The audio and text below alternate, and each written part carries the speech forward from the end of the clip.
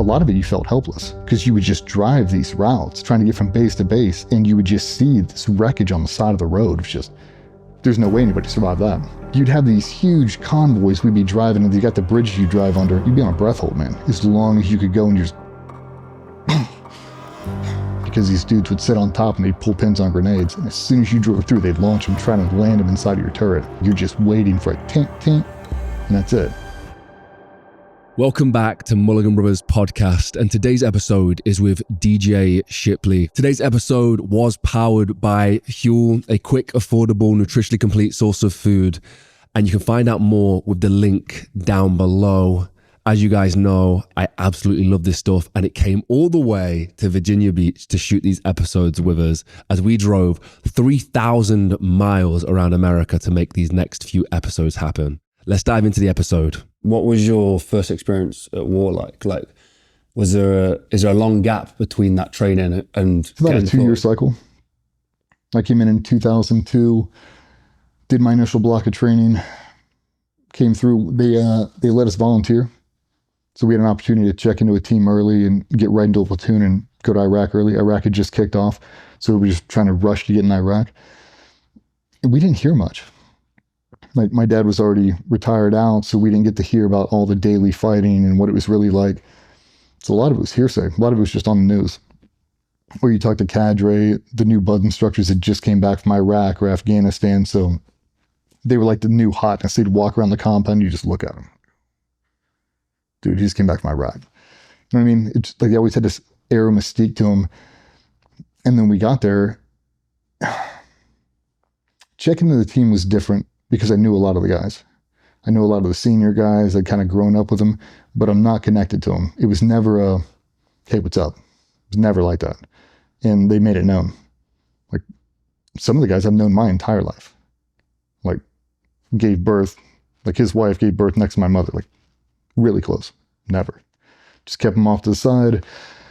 And then we went to Iraq, and I felt like a fish out of water for the first couple weeks. Like, I couldn't believe it was happening, because I wanted it. Like, I wanted to go to Iraq so bad. I wanted to go to Afghanistan. I wanted to get into a fight. And then when you got there, I felt so immature. And not immature, like maturity-wise, but immature in life. Like, it was hard for me to wrap my head around, because you'd hear all this stuff on the news about WMDs and oil and all of this, and all this negative spin they would put on it, and none of that mattered. None of it mattered.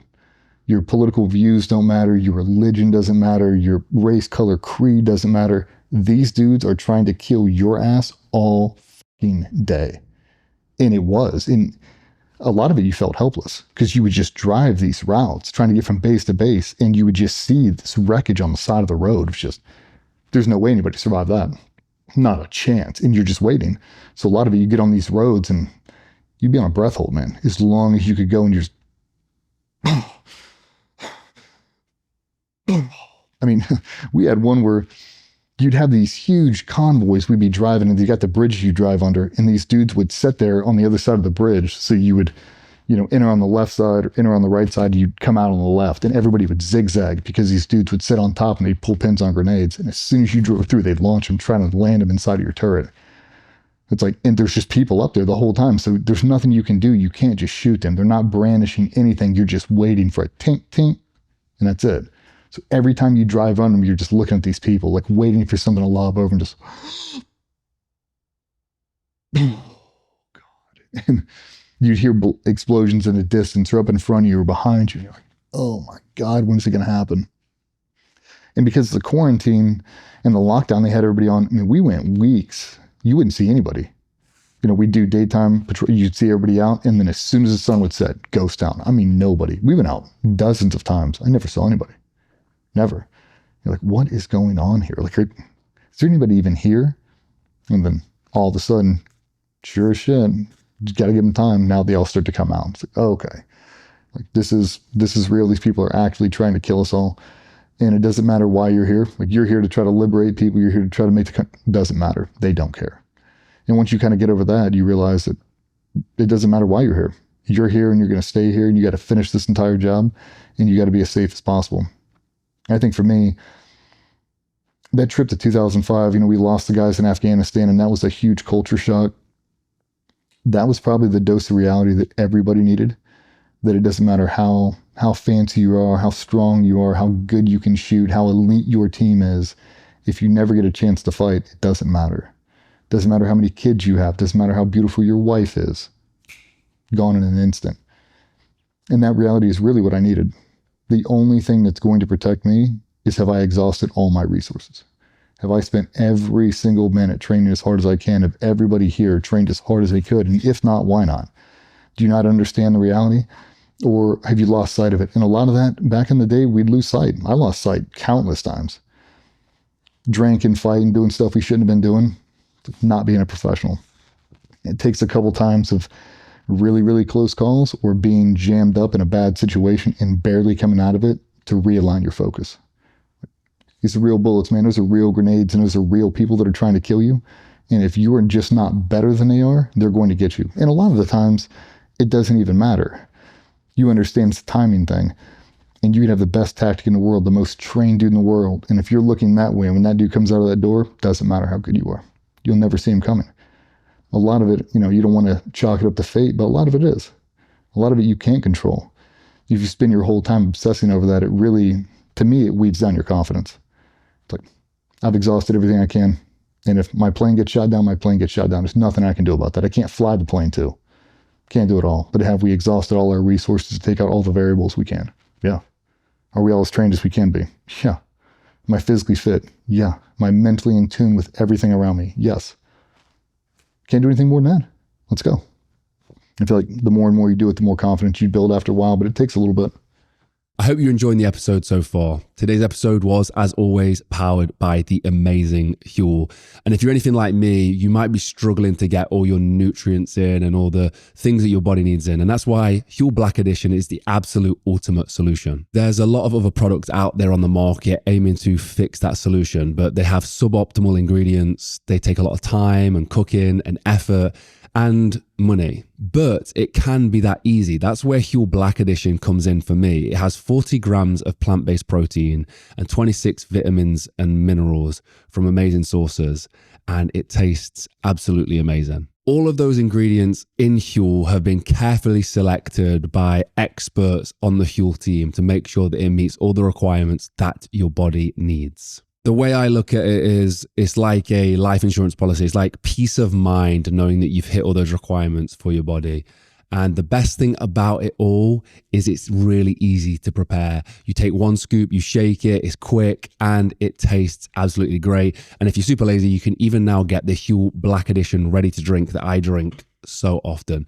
But don't just take my word for it. Some amazing people around the world like Idris Elba and Russ Cooks, who just ran the whole length of Africa, glugging on HUEL the whole way.